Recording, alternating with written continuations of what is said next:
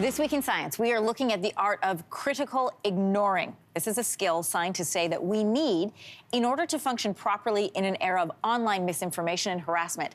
An essay on the skill has just been published, and CTV science and technology specialist Dan Riskin is here to explain all of this for us. I will not critically ignore you. Welcome to your morning. You can be critical. I like critical thinkers for sure, but this is about all those things that pop up into our feed that are trying to pull us away from the thing we're trying to do. You know, it happens when we're on social media. It happens sometimes when we're watching TV, or just in our world, there's all this misinformation, and it's not benign. There are a lot of ways in which that misinformation can, do everything from change election outcomes to create misinformation around vaccines and cause people not to get vaccinated. So the stakes are quite high, and this is really an important thing to talk about. How is critical ignoring different than critical thinking? Well, this is really about that skill of having that screen in front of you and having something pop up and having a strategy to deal with it so it doesn't just sort of take you down the rabbit hole.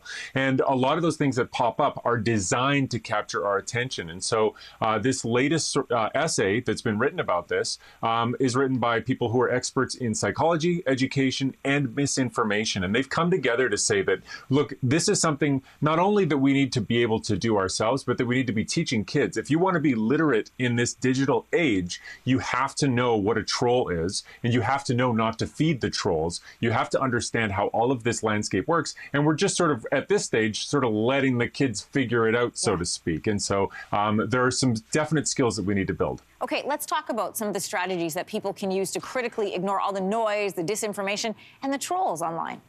Yeah, there are really three that they outline in this paper, and I really like them. The first one is what they call self-nudging, which is to get those distractions out of your world. So maybe ad blockers, maybe changing the websites that you visit so that you're not getting as many things popping up in your feed, changing your Twitter preferences, whatever it is, to get less of that stuff. You want that low quality feed to go away as much as possible. The second one is lateral reading. So the idea is that if you see something pop up in your feed and it looks like it's getting a big emotional reaction from you, look it up somewhere else before you click on that link. That's what fact checkers do when they work for news organizations. They always go look for other versions of the same story to see if it backs it up. And that's really important so you don't just end up taking what's been fed to you. And then the third one is just don't feed the trolls. If somebody's shown up in your feed and you have an emotional reaction and you want to answer them and tell them all the ways that they're wrong, don't do that. You don't give them the energy. You block them, you report them, you get them out of your face because you're wasting your life energy on something that's not making you a better person. So just let it go. They're not going to listen to you anyway. Don't feed the trolls.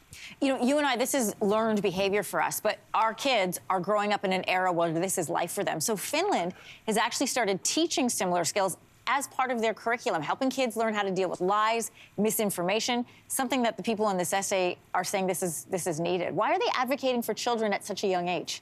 Yeah, I mean, Finland's on the border with Russia, and Russia has been shown to have interfered with American elections, and they do all kinds of other things using social media that don't make the world a good place. And so Finland has really taken a proactive step. They have said, we're going to teach our kids not just math, but we're going to teach them, while we're teaching them math, we're going to teach them how you can use statistics to tell a lie. Not just art, but how an image's meaning can be manipulated. Not just history, but how propaganda has worked through time. And so always having this context for the kids growing up in Finland about how misinformation can be used and why they need to be digitally literate. And listen, we live in a global world. So if it's true for Finland, you can bet it's true for Canadians too. And I think this is just a really important conversation for people to have with their kids, but it's also an important conversation for us grown-ups to have with each other. We have to be critical thinkers too. 100%. And this is something we do with our kids already. When they tell us something they've learned, we ask them their source right away, to the point now where they're like, I've already checked it here and here before they even tell us the headline.